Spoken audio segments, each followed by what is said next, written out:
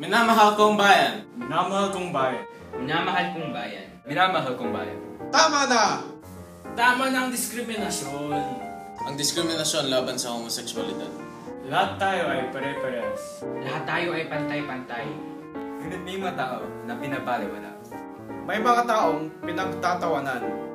Mayroong mga taong di tinatanggap. Sila ay ang mga homoseksual. Mga lalaking lambutin. Mga babaeng nagsusuot ng panglalaki. May mga lalaking nagsusuot ng pangbabae. Mga taong may gusto sa kaparehong kasarian. Ang mga tomboy. Ang mga bakla. Ang mga bisexual.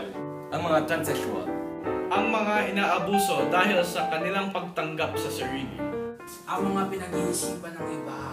Sa lipunan natin ngayon, Iba ang pagtrato sa mga tao katulad nila. Sinasabing mayroong lalaki. Mayroong babae. Walang nasa gitna. Sa lipunan ngayon, hindi na daw pwede ang relasyon ng dalawang lalaki. dalawang babae. Kapag may nakitang ganito, Hindi pantay-pantay ang pagtingin sa kanila. Mababa ang pagtingin sa mga homosexual.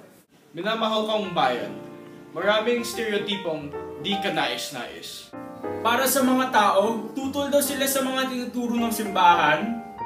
Iniisip nila na ang mga pamilya ay dapat mayroong isang lalaki at isang babae lamang.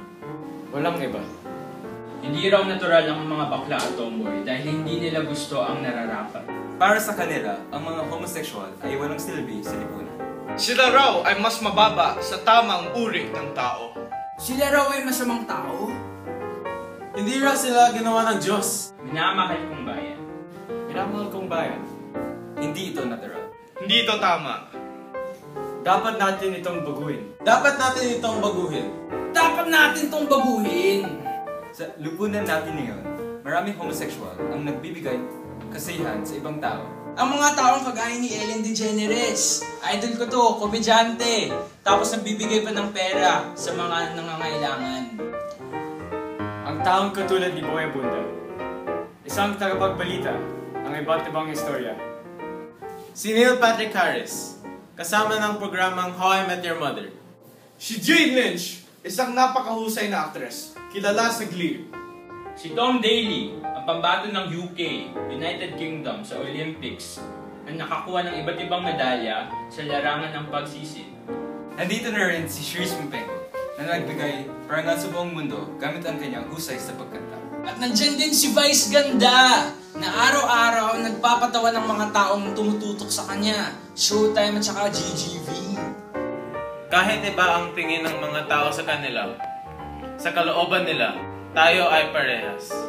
Kahit iba ang kasarian nila, nakakapagbigay pa rin sila sa lipunan. Sila ang naging halimbawa ng tama. Katarungan. At respeto. Kahit bakla o tomboy. Tao pa rin sila. Gaya ko! At gaya nyo.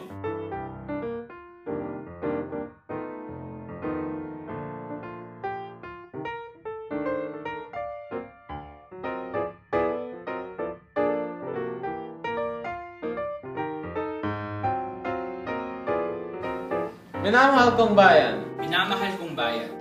Minamahal kong bayan. Minamahal kong bayan. Minamahal kong bayan.